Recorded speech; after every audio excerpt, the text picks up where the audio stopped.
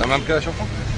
سوف دي جميعا ربنا يسعدكم ونشوف الابتسامه دي دايما بيكم ان شاء الله. فرحانين بوجودك يا فندم.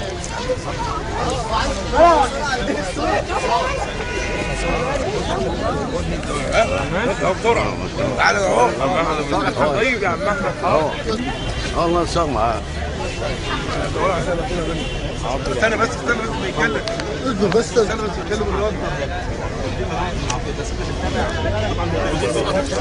شرف ليا رغم ان ماليش تصريح ان انا اتكلم، لكن هتكلم روعان في الجميع. شرف ليا وجودك على القناه ده شرف لينا. وبعدين دي هي سعاده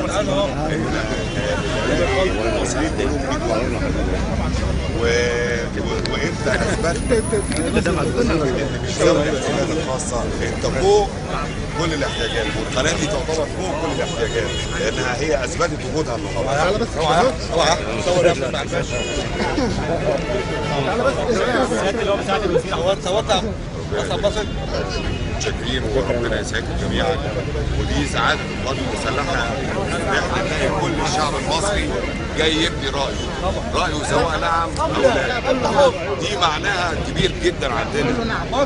معناها في ايه؟ معناها ومغزاها ان الشعب المصري بقى له كيان وكرامه وراء يدافع عنه. يبقى اذا معنى الكلام ده ان هو ايه؟ ان هو هيبقى بني ادم وانسان مفعل جوه هذا المجتمع، هيبقى له دور رئيسي، وهي دي اهم حاجه احنا عايزينها. ربنا يبارك فيك. نشكر الست اللواء المصري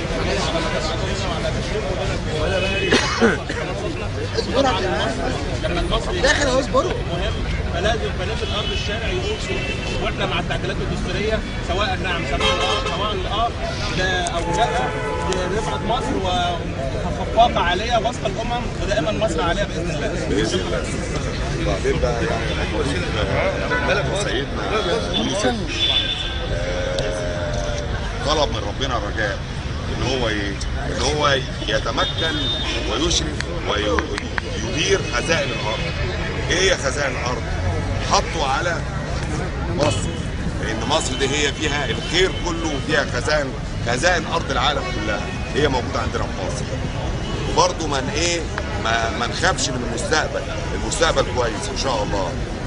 سيدنا عمر بن الخطاب بعت له سيدنا عمرو بن العاص رساله بيقول له ان الاخوه المسلمين بعد ما ضموا على الاسلام طلبوا منه ان هم يهدوا عروسه، اجمل عروسه عندهم للنيل وقت ما الفيضان جاب.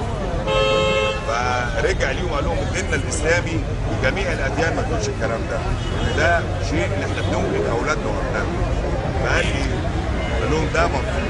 بعد سيدنا عمر بعد سيدنا عمرو بن العاص خطاب يناشد فيه مصر، يقول له لو انت يا نيل ماشي بارادتك مش عايزينه، لو النيل ماشي باراده الله عايزينه، ارمي الورقه دي في النيل.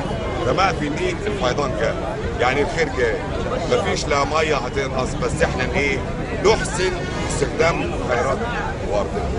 شكرا.